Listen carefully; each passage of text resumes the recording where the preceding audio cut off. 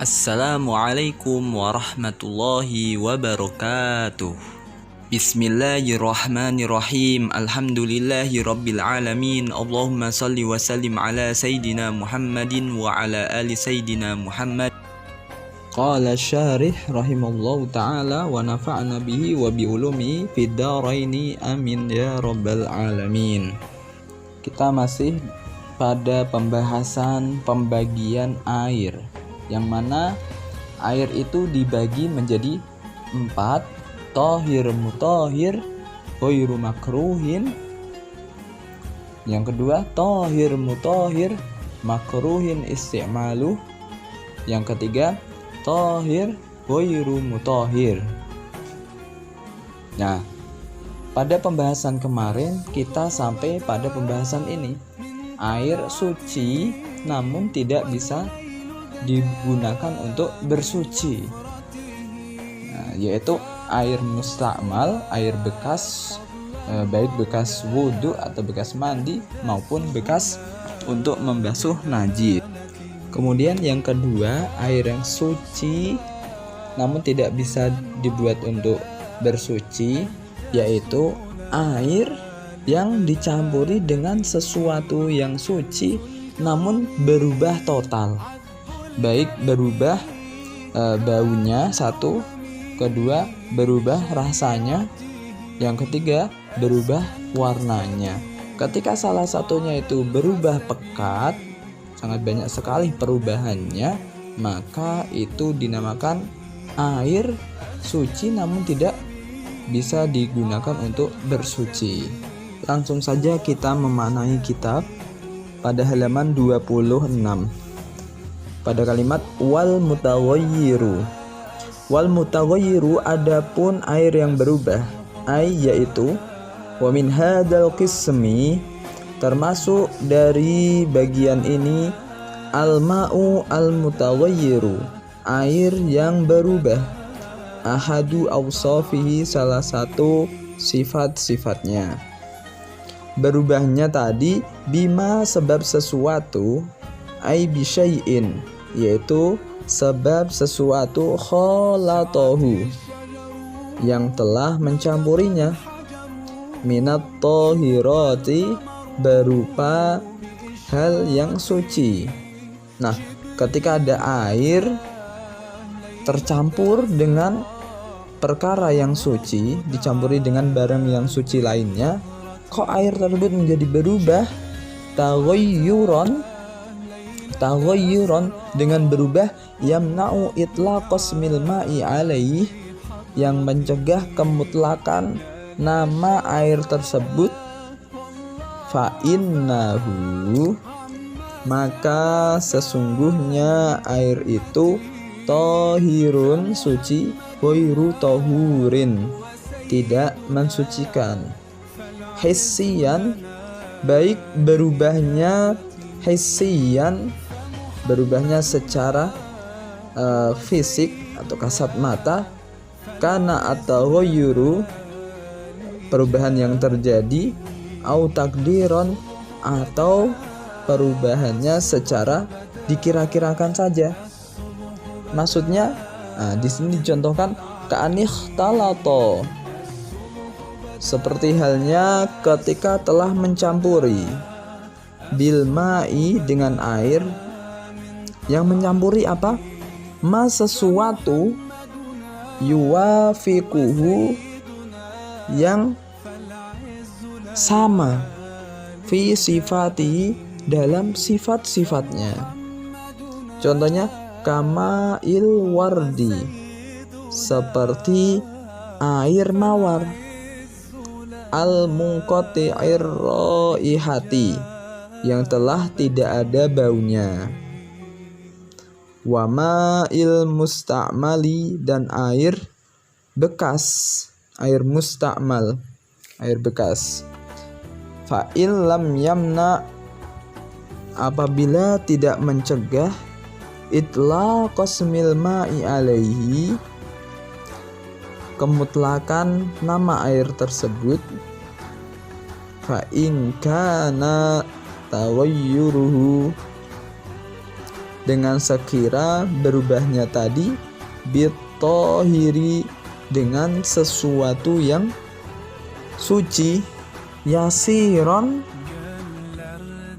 dengan berubah yang sedikit, au bima yuwafiqul ma'a atau dengan sesuatu yang sifatnya sama dengan air, yuwafiqu sama, al-ma'a air. Kesamaannya dalam apa? Fi sifatihi, dalam sifat-sifatnya. Maksudnya ada barang yang mana barang tersebut ini adalah sifatnya itu sama persis seperti air, jernih. Semisal ada air kelapa jernih, kemudian mencampuri air tersebut, sehingga perubahannya itu tidak signifikan, tidak terjadi perubahan sama sekali. Nah, ini harus dikira-kirakan. Nanti saya akan jelaskan kembali. Waqudiro, dan dikira-kirakan, mukhalifan dengan membedai atau berbeda,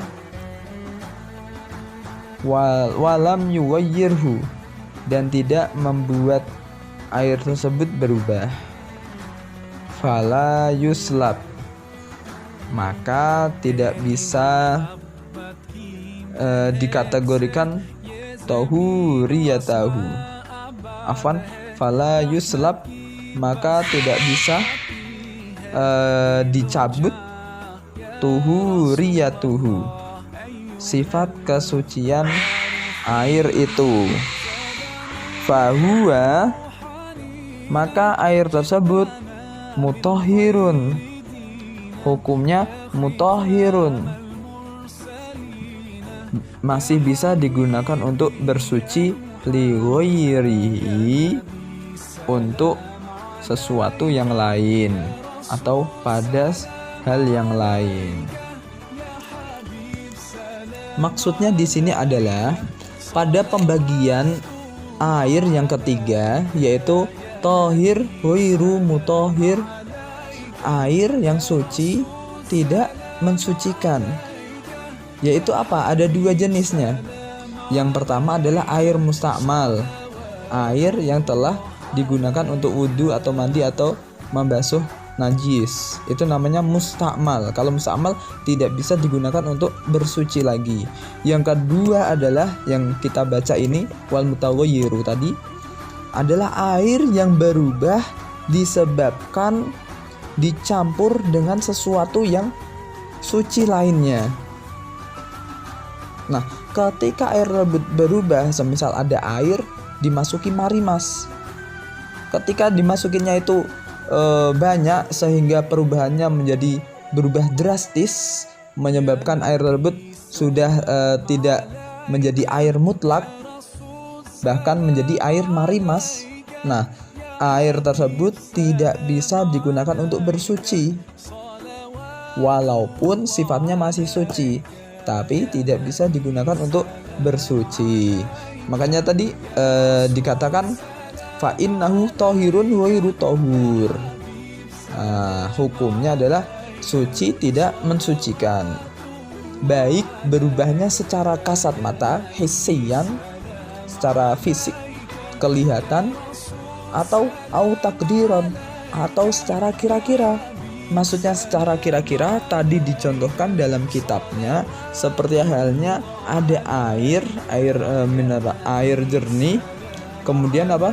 Dicampuri dengan benda lain, benda suci lainnya, yang mana sifatnya itu sama dengan air tersebut. Seperti yang dicontohkan di kitab ini, ada air mawar, bunga mawar.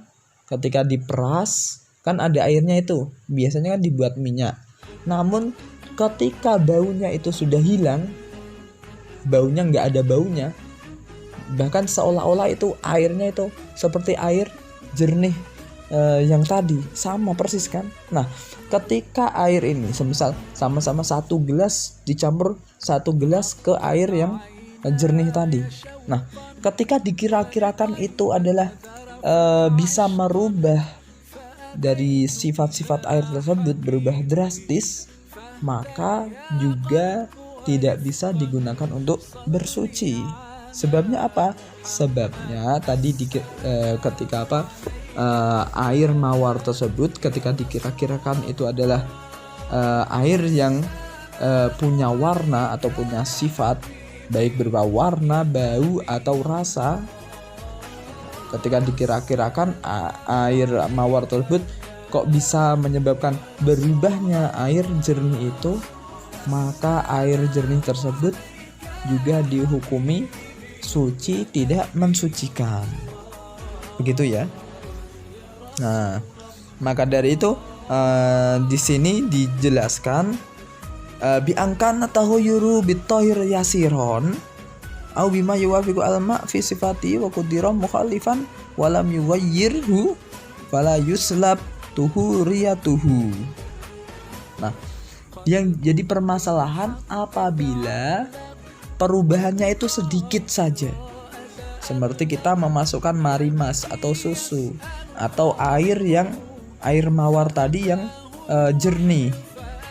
Ketika dicampurkan tadi kok tidak pengaruh atau pengaruh perubahan namun sedikit, kita ada air di bak, kita kasih marimas, itu kan berubahnya tidak berubah drastis kan.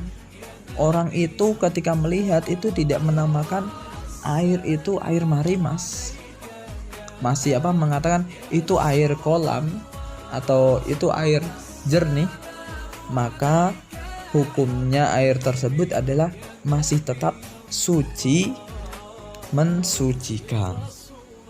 Paham ya di bagian 3 ini? Kemudian kita melanjutkan bagian yang terakhir, wal qismu ar-rabi, adapun bagian yang keempat, ma'un najisun, yaitu air najis. Bukan airnya yang najis, namun mutanajjisun, yaitu air yang menjadi najis. Wawa kismani, yaitu ada 2 bagian. Ahaduhuma, salah satunya, qalilun, sedikit, airnya sedikit. Maksud air sedikit itu bagaimana? Wawa alladhi halat fihin najasah, yaitu air yang kejatuhan najis. Taghayyara amla, baik air tersebut berubah atau tidak. Wahuwa, sedangkan air tadi, walhalu annahu ma'un dunal kullataini, yaitu keadaan air tersebut kurang dari 2 kulah. 2 kulah. Nanti 2 kulah akan dijelaskan di bawah. Kita lanjutkan saja pembacaannya. Wayus sasna, dan dikecualikan min hadzal qismi, dari pembagian ini, al maitatu, bangkai, allati lada malaha sailun, yang tidak mempunyai darah yang mengalir. Inda qatliha, ketika hewan tersebut dimatikan. Au syaqi udwin, atau hewan tersebut disobek badannya atau dipotong anggota badannya, minha, dari maitah atau bangkai tadi. Contoh binatang yang tidak punya darah yang mengalir di tubuhnya itu contohnya seperti apa? Kadzubabi, seperti lalat.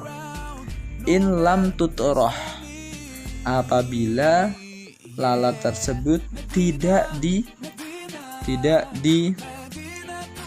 dimasukkan fihi, di dalam air, walam tughayyirhu, dan tidak membuatnya berubah. Wakada an najasatu, begitu juga najis, allati la yudrikuha, yang tidak bisa dilihat at-tarafu oleh mata. Fakullun, maka setiap minhuma dari keduanya, dari bangkai yang tidak punya darah yang mengalir dan najis yang tidak bisa dilihat oleh mata, la yunajisu, itu tidak bisa menyebabkan najis al-ma'a pada air. Wa yustasna, dan dikecualikan aidon begitu juga suwarun madhkuratun, contoh-contoh yang sudah disebutkan fil mabsutati, dalam kitab yang panjang pembahasannya. Wa asyara lil qismi tsani, dan musannif di sini memberi isyarah kepada pembagian yang kedua, min qismi rabi, dari bagian yang keempat. Tadi kan bagian keempat adalah air yang terkena najis. Yang pertama adalah air yang sedikit. Nah, kemudian bagian yang kedua ini bagaimana? Biqaulihi, dengan ucapan musannif, au kana katsiron. Bagian yang kedua adalah au kana katsiron, air tersebut banyak. Kullataini, yaitu air yang telah mencapai 2 kulah. Fa'aksaro, dan lebih. Fa'aksaro, dan lebih, selebih. Fatawayyaro, kemudian air tersebut berubah, yasiron, baik sedikit berubahnya, au kasiron, atau banyak. Nah, ukuran 2 kulah itu berapa sih? Ukuran 2 kulah, wal kullatani, adapun ukuran 2 kulah, khamsu mi'ati ritlin, yaitu 500 ritl, bukan liter, ritl. Bil Baghdadi, dengan ukuran Baghdad, yaitu ibu kota Irak. Takriban, kira-kiranya, fil asahi, menurut kaul yang asah, yang lebih sahih, fihima, dalam ukuran 2 kulah tadi. Waritlu, adapun ukuran ritl al-Baghdadi dari kota Baghdad, indan Nawawi, menurut Imam Nawawi, mi'atun wa thamaniyatun wa isyruna dirhaman, yaitu 128 dirham, wa arba'atu asba'i dirhamin, dan 4/7 dirham. Jadi 1 ritl, 500 ritl, 2 kulah itu kan 500 ritl. Kemudian kalau dijadikan dirham, ukuran dirhamnya yaitu 128 dan ditambah 4/7 dirham. Wa taraka al-musannifu qisman khamisan, dan musannif, pengarang kitab, itu tidak menyebutkan, maksudnya meninggalkan bagian qisman khamisan, bagian yang kelima. Apa bagian kelima itu? Wa huwa, yaitu al-ma'u al-mutahhiru, air yang mensucikan, al-haramu, yang haram digunakan maksudnya. Seperti contoh, kal wudu'i, seperti wudu, bima'in mahsubin, dengan air yang digosok, bukan airnya, namun apa, dia memakai air orang tanpa izin. Au musabbalin, atau air yang disediakan lisyurbi, untuk minum. Nah, pada pembagian yang terakhir ini tentang air najis atau air yang kejatuhan najis. Nah, itu ada 2. Ketika air di sini sedikit atau air itu banyak. Nah, ketika air itu sedikit, yang berarti kurang dari 2 kulah. Ketika kejatuhan najis, maka air tersebut otomatis najis, baik berubah ataupun tidak, kecuali najis tersebut berupa bangkai yang tidak punya darah yang mengalir pada tubuhnya, seperti tadi yang dicontohkan lalat. Nah, seperti kata itu nggak punya darah, seperti cicak, seperti nyamuk. Nyamuk itu kan kalau dipukul habis itu keluar darahnya, Ustaz, merah. Itu bukan darah nyamuk, itu darah manusianya, seperti itu. Atau air tersebut kejatuhan najis yang sedikit sampai tidak bisa dilihat oleh mata yang telanjang. Maka dari itu air tersebut masih tetap suci, karena najis seperti itu hukumnya adalah ma'fu, tidak dianggap najis, seperti itu. Kemudian ketika air yang keadaannya itu sudah mencapai 2 kulah, yaitu ukuran 500 ritel Baghdad. Kalau itu memakai ukuran kita berarti 216 liter. Kalau ukurannya itu dari kulah atau kolam, itu harusnya kolamnya 60 cm persegi kurang lebihnya. Nah, ketika air banyak seperti itu 2 kulah, maka ketika kejatuhan najis tidak menyebabkan airnya itu menjadi mutanajis atau najis, menjadi najis, tidak bisa. Namun dia menjadi najis ketika sudah berubah, baik berubah sedikit atau banyak, seperti itu. Nah, di sini dibahas lagi ada bagian yang kelima. Tadi kan bagian air ada 4. Berhubung pengarang kitab matannya itu tidak menyebutkan kelima, di sini disinggung ada bagian kelima, yaitu air suci mensucikan namun haram digunakan. Yaitu air apa? Yaitu air yang digosok.